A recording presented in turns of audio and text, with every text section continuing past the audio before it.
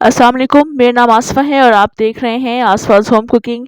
आज आपके साथ सब्जियों के कबाब की मज़ेदार रेसिपी शेयर कर रही हूँ और इन कबाबों को मैंने मूली की चटनी के साथ सर्व किया है। चटपटी मज़ेदार सी चटनी बनाऊँगी मूली की। बहुत टेस्टी रेसिपीज़ हैं दोनों, आपने ज़रूर देखनी है। रेसिपी अच्छी लगी लाइक ज़रूर करना है। तो चलें बनाना शुरू करते हैं। बिस्मिल्लाहिर्रहमानिर्रहीम। यहाँ पर मैंने कुछ आलू ले लिए हैं जिनको मैंने बॉयल कर लिया है। आलू की क्वांटिटी अपनी मर्ज़ी से कम ज़्यादा कर लीजिएगा। इनको हम अच्छे से मैश कर लेंगे।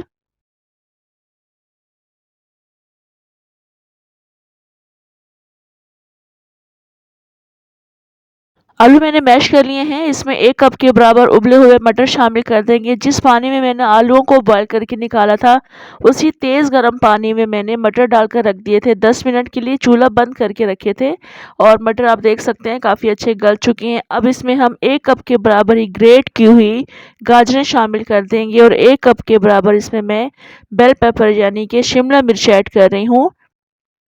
इसके अलावा 1 कप के बराबर इसमें हरी प्याज़ का हरा वाला हिस्सा शामिल करेंगे। 2 टीस्पून इसमें नमक शामिल करेंगे।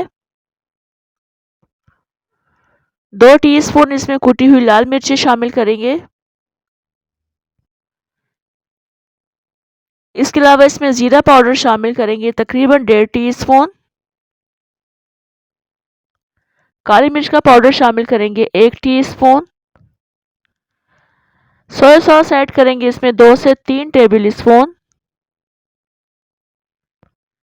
चिली सॉस ऐड करेंगे 2 से 3 टेबल स्पून। आप चिली सॉस इसमें कम भी कर सकते हैं। अब इन तमाम चीज़ों को हम काफ़ी अच्छा मिक्स कर लेंगे।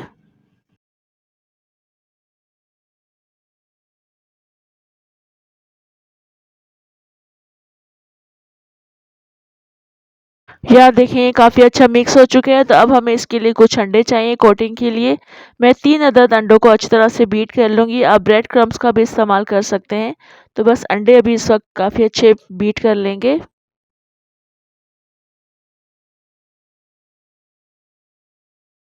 अंडे बीट हो चुके हैं, तो हम साथ-साथ कबाब इस तरह से बना लेंगे। आप किसी भी शेप में कबाब बना सकते हैं और छोटे या बड़े कबाब भी अपनी मर्ज़ी से बना सकते हैं।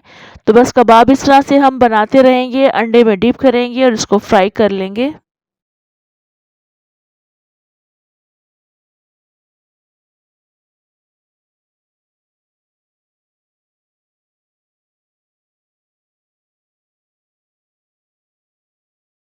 वेजिटेबल कटलेट्स या वेजिटेबल कबाब के ऊपर भी इस तरह से हम ऑयल डालेंगे चम्मच की मदद से, ताकि अंडा ऊपर से भी थोड़ा-सा कुक हो जाए।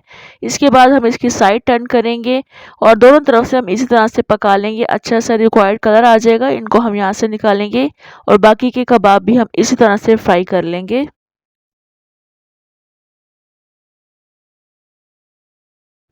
ये देखें ये कबाब बस इस वक़्त रेडी हो चुके हैं। खूबसूरत सा प्यारा सा इनके ऊपर कलर आ चुका है। इनको हम यहाँ से निकाल लेंगे।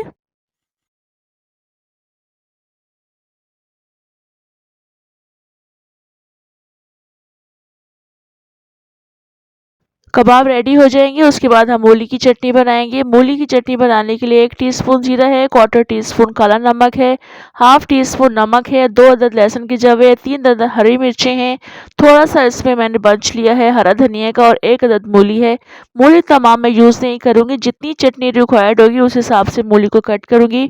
हाफ़ मैं इसमें से मूली ले रही हूँ। मूली काट ली है, इसको ग्रेट कर लेंगे, ग्रेट करके इसको ग्राइंड करेंगे। आप सिल पर भी तमाम चीज़ें पीस सकते हैं। मूली को मैंने ग्रेट कर लिया, मूली का पानी नहीं निचोड़ा है। इसी के पानी के साथ ही हमने इसको ग्राइंड करना है। मूली की चटनी में लीमू ज़रूर ऐड करेंगे, 3 अदद छोटे लीमू का जूस है। आप इसकी क्वांटिटी कम या ज़्यादा कर सकते हैं। अब तमाम चीज़ें हम ग्राइंडर जग में शामिल करेंगे।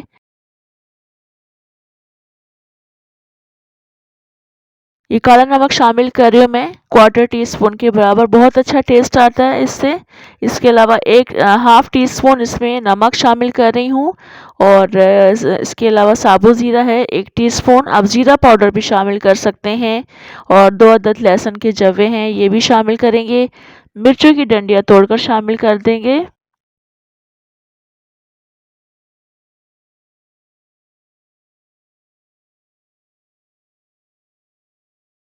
लीमू का जूस ऐड करेंगे, ग्रेट की हुई मूली शामिल करेंगे, बिल्कुल थोड़ा-सा पानी डालकर इसको अच्छा-सा ग्राइंड कर लेंगे। इस चटनी में आपने लीमू का जूस ही यूज़ करना है, इमली का पल्प मत यूज़ कीजिएगा, लीमू से इसका जायका बहुत ज़्यादा बढ़ जाता है। अभी आप देख सकते हैं इसको मैंने बहुत अच्छा ग्राइंड कर लिया, एक बाउल में मैं इसको निकाल रही हूँ। बहुत चटपटी, बहुत मज़े की ये चटनी बनती है। आप इन कबाबों के अलावा किसी भी स्नैक्स के साथ इसको खा सकते हैं। पकौड़ों के साथ भी ये बहुत ज़्यादा मज़े की लगती है। ये देखें बहुत स्मूथ और बहुत अच्छी सी चटनी बन चुकी है। अब हमने इनको कबाबों के साथ सर्व करना है।